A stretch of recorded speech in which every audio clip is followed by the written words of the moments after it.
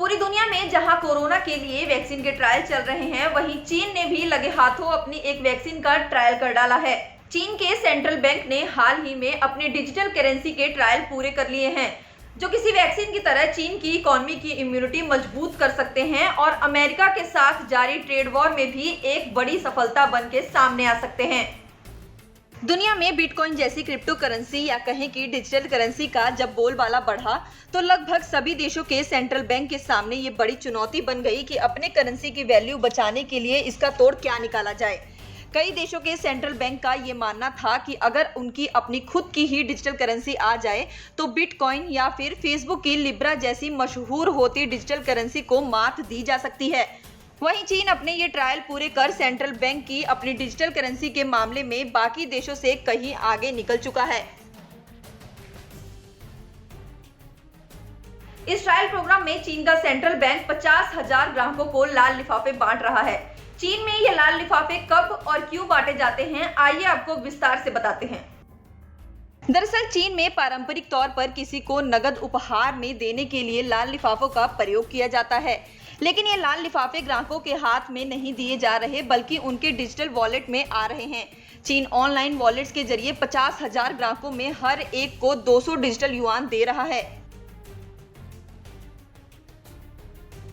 दुनिया में central bank की डिजिटल करेंसी के लिए कई देशों में प्रयास हो रहे हैं, लेकिन चीन का डिजिटल युआन अब तक सबसे एडवांस है। साल 2014 से ही चीन में सेंट्रल बैंक की डिजिटल करेंसी के लिए प्रयास शुरू हो गए थे, लेकिन पिछले साल ही इसकी जानकारी सामने आई, पर अभी तक ये नहीं पता चला है कि इसे लॉन्च कब तक किया जा सकता है।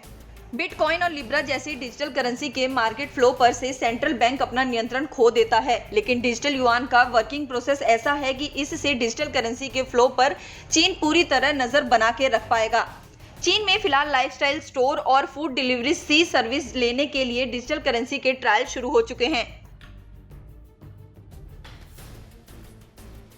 डिजिटल युआन को सर्कुलेशन में मौजूद कैश को रिप्लेस करने के लिए किया जा रहा है। लंबे समय के लिए बैंक अकाउंट में रखे जाने वाली बचत को रिप्लेस करने के लिए नहीं, बल्कि कमर्शियल बैंक यूजर को जितने के डिजिटल युआन डिस्ट्रीब्यूशन करेंगे उन्हें उतना ही amount People's Bank of China में भी डिपॉजिट करना होगा।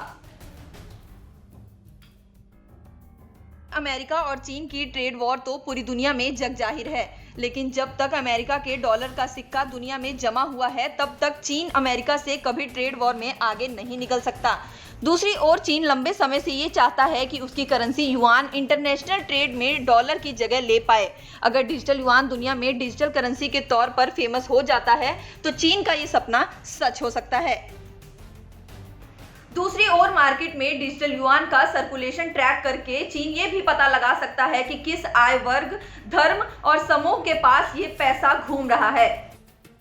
चीन इन कैटेगरीज के लोगों के लिए अलग अलग आर्थिक नीतियां भी बना सकता है। हो सकता है कि किसी को नेगेटिव इंटरेस्ट भी देना पड़े, तो वहीं उइगर मुस्लिम जैसे सताए हुए समूहों के लिए आर्थिक नीतियां और सख्त न हो जाएं।